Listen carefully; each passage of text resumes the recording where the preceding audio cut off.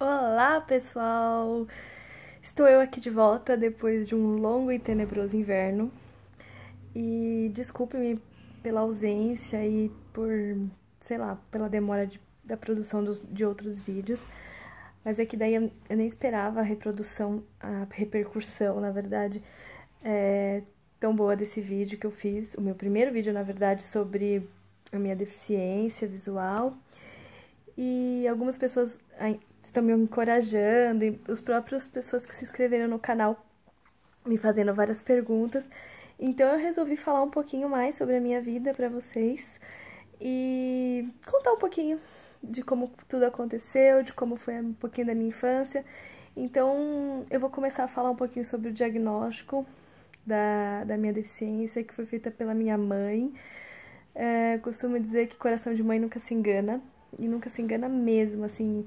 Eu costumo dizer que parece não fazer sentido o que a mãe fala pra gente em algum determinado momento da nossa vida, mas alguma hora vai fazer sentido, pode ter certeza.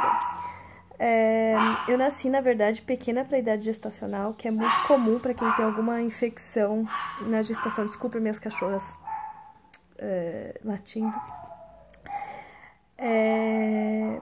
E daí, então, eu nasci, na verdade, na idade certa, né, com 40 semanas, não, acho que foram 38, se eu não me engano.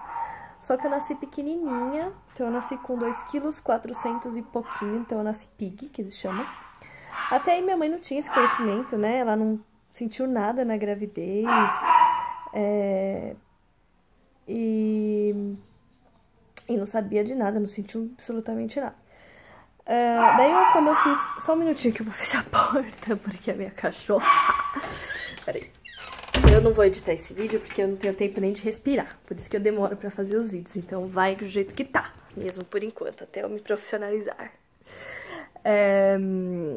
Então, com 9 meses, minha mãe descobriu que eu... Na verdade, não é que ela descobriu, ela percebeu que eu tinha um olhar assim meio de ladinho...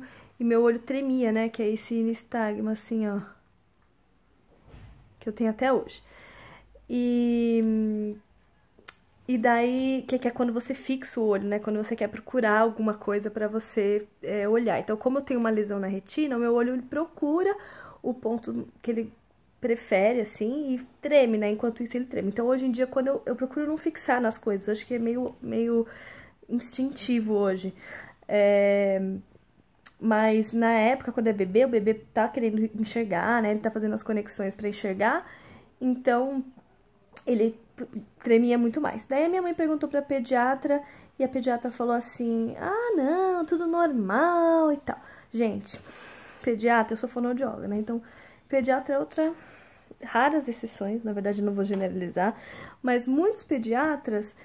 Eles acham tudo normal, sabe? Vai deixando, eles não encaminham pro especialista. Eu não sei o que acontece com os médicos, gente. Não sabe, não tem certeza, não é problema nenhum de encaminhar para um especialista, né? Então, bom, resumindo, minha mãe desencanou da pediatra e foi pro oftalmo. Chegando no oftalmo, era um dos melhores oftalmologistas do Brasil, né? Na verdade, quem indicou pra minha mãe foi ela queria ter passado de um cara mega bom, só que daí ele tava nos Estados Unidos e falou que esse cara era da equipe dele. Daí ela foi e ele olhou, examinou, falou: ah, ainda bem, pensei que fosse alguma coisa mais grave. Assim, eu sou apaixonada por ele até hoje, assim, é meu oftalmologista até hoje, nem vou falar nome nem nada. Mas assim, ele é super seco, super profissional, e médico tem uma coisa assim, de achar que tem que ser técnico, né? Às vezes eles não são nada psicólogos. Eles têm que ser técnicos e eles têm que falar o que é, sabe? A exatidão. E a medicina não é uma coisa exata, né? Infelizmente, ainda mais quando a gente é bebê. Daí ele falou pra minha mãe que achou que fosse coisa pior, pensou que fosse um tumor. E, na verdade, era uma lesão devido à toxoplasmose, que eu já falei no vídeo anterior. Se vocês não viram, procura lá no meu canal, eu vou deixar também o link aqui pra vocês sobre toxoplasmose. E daí minha mãe teve uma infecção por toxoplasmose na gestação, que é característica dessa lesão na retina. E daí, assim, o mundo da minha mãe desabou, porque daí ele falou pra ela o seguinte: ele deu uma sentença. A sentença era que eu não ia estudar em colégio normal, que eu não ia enxergar, que eu não ia... tinha que aprender braille. Bom, minha mãe saiu de lá arrasada. Vocês imaginam, né? Uma mãe que tem a ideia do filho perfeito e, de repente, recebeu uma notícia dessas. Mas minha mãe, gente, minha mãe é a mulher mais guerreira que eu conheço na vida. Ela nunca se deu por vencida, então até me emociona falar isso assim, porque ela lutou por mim a vida inteira por uma inclusão, sabe? Depois eu vou falar no outro vídeo sobre inclusão, que é uma outra etapa da vida. Depois que você vai pra escola, são outros problemas. Depois da fase do diagnóstico, a inclusão é outro problema. Então tem a fase do luto, né? Minha mãe entrou e ficou em luto, a família inteira muito chateada e tal. Mas minha mãe nunca acreditou nisso. Até que um dia que eu, com acho que 2 anos, eu falei pra minha mãe, mãe, uma fudiga, que era uma formiga. Pensa eu enxergando uma formiga de uma altura, com 2 anos, uma formiga. Desse tamanho. Pensa só, a felicidade da minha mãe. Gente, foi uma esperança, assim, que minha mãe teve. Falou assim, não, minha filha, enxerga. Ela enxerga. Gente, dali pra frente... Minha mãe só... e ela eu fazia de tudo. Assim, ela nunca pôs portãozinho em escada. Ela me ensinou a descer. Pra, se um dia abrir o portão, por exemplo, e ela esqueceu o portão aberto, eu saber descer sem me machucar. Com 1 ano eu tenho foto minha descendo de gatinho, saindo do sofá de gatinho, descendo do berço de jeito certo, não pulando, sabe? Deixa eu ver se não tocou nada no... Ai, olha, gente. O rímel, tá vendo? Tá vendo? Eu também maquei, gente. Só que, olha, ficou marquinha aqui. E daí, gente, ela ficou muito... Ai, muito feliz nessa hora. E daí, de lá pra cá, minha mãe nem desencanou do diagnóstico médico. Tinha até um exame que você tinha que fazer pra saber a porcentagem de visão que eu tinha.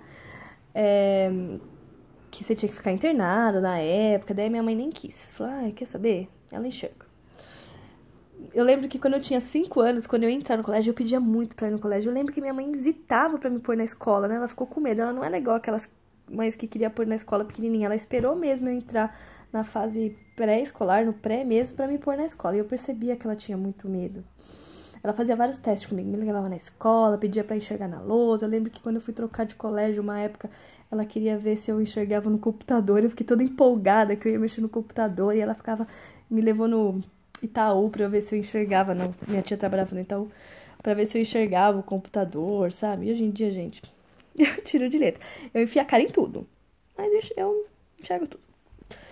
E hoje em dia é muito engraçado que o meu marido, ele tem hipermetropia, né? Porque ele é um pouco mais velho que eu, então ele já não enxerga, ele tem aquele problema, tem que afastar pra enxergar. Então nos restaurantes, quando esquece o óculos, ele não enxerga a conta.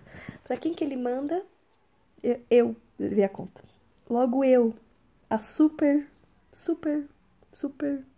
gavia dos olhos, ele manda eu enxergar a conta. É muito engraçado, porque eu brinco com ele assim, gente, eu casei com alguém pra ser meus olhos e você faz eu enxergar a conta. Não esqueça esse óculos, pelo amor de Deus. Mas é 2 cegos pra ver o cardápio. Hoje em dia é muito engraçado. Eu tiro muito sarro com tudo, assim, na minha vida hoje.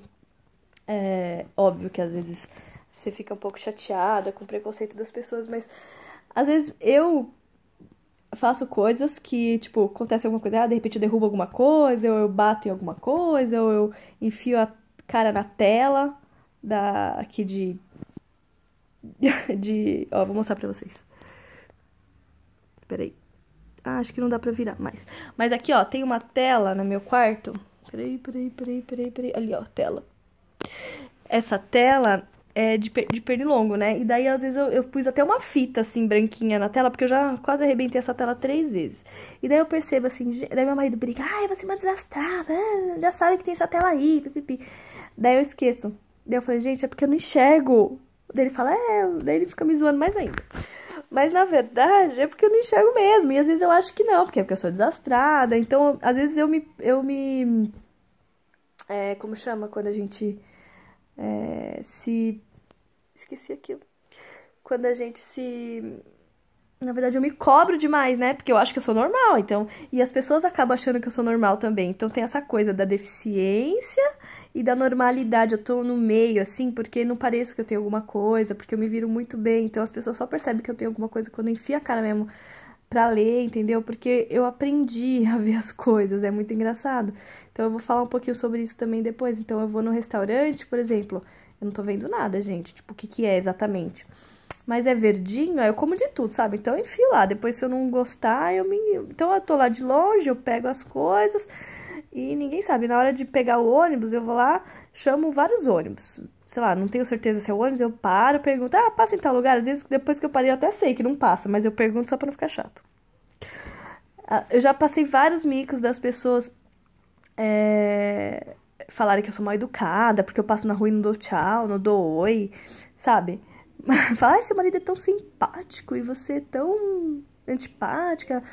Uma vez uma pessoa que depois ficou minha amiga aqui no condomínio falou isso. Eu falei, gente, mas eu não enxergo vocês do outro lado da rua. Vocês têm que falar, ô Silvia! Oi! Daí eu vou saber, porque daí eu escuto a pessoa, entendeu?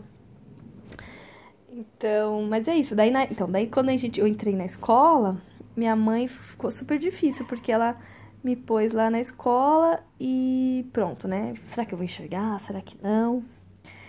É que eu não tenho mais aqui, mas meu primeiro boletim numa arvorezinha, assim, só 10, 10, 9, 10, 9, 10, 9. E eu nunca fiquei de recuperação, nem na faculdade. Não sei na 8ª série, quando eu gostava de um menino e que eu ficava virada pra trás o tempo todo e eu não prestava atenção na aula. Mas tirando isso, quando eu prestava atenção na aula, eu tirava 10.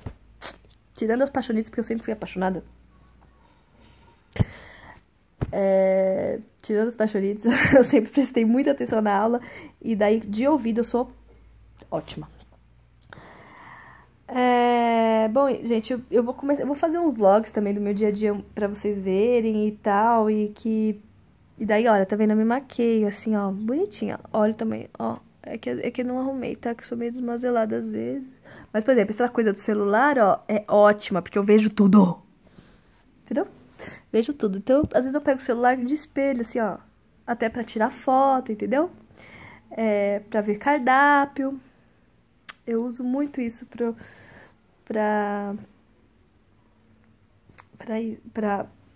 me ajudar, assim, conscientemente. E, assim, eu sou muito feliz. O sonho da minha vida é ser mãe, que é um outro capítulo que eu vou falar um pouquinho sobre pra vocês também. E tenho um marido maravilhoso, que me ama muito e que, nossa, nunca tive problemas com namorados, porque eu acho que eu sempre me aceitei muito bem, sabe? Eu, tipo, só fui perceber que, só fui entender que eu era uma deficiente quando eu descobri que eu não podia dirigir. Aí pegou no peito, assim. Daí eu fiquei muito mal. Nossa, de não poder fazer alguma coisa. Nunca ninguém me proibiu. E não me proíba de fazer alguma coisa que eu fico brava. E eu faço um dia. Entendeu?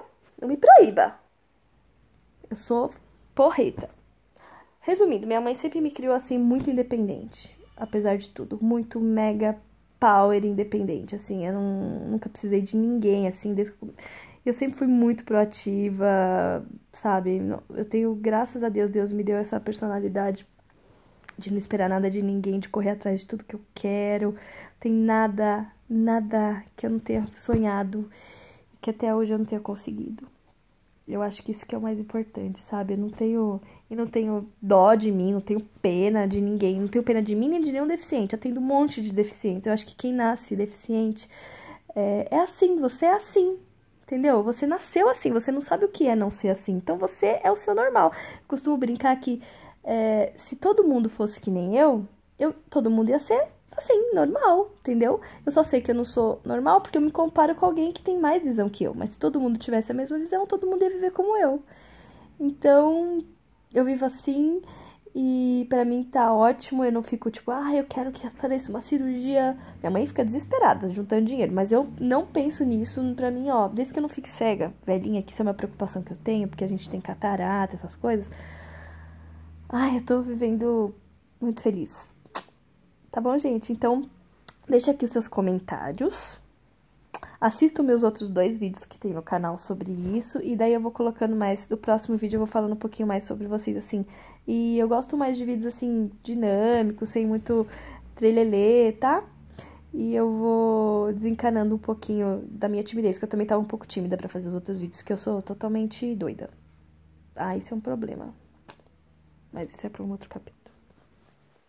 Tá bom, gente? Ó, um beijo. Muito obrigada pelos elogios, muito obrigada pelos comentários e dos outros vídeos. Eu fiquei muito feliz com as visualizações. Se inscrevam no canal, tá bom? E que daí eu vou tentar fazer mais vídeos e compartilhar um pouquinho da minha história com vocês e do meu dia a dia e dessa história de superação que eu acho que é um exemplo pra todo mundo, que você que tá tendo um filho com diagnóstico assim, não acredita, tá? Corre atrás. Um beijo, fique com Deus e até o próximo vídeo. Tchau, tchau!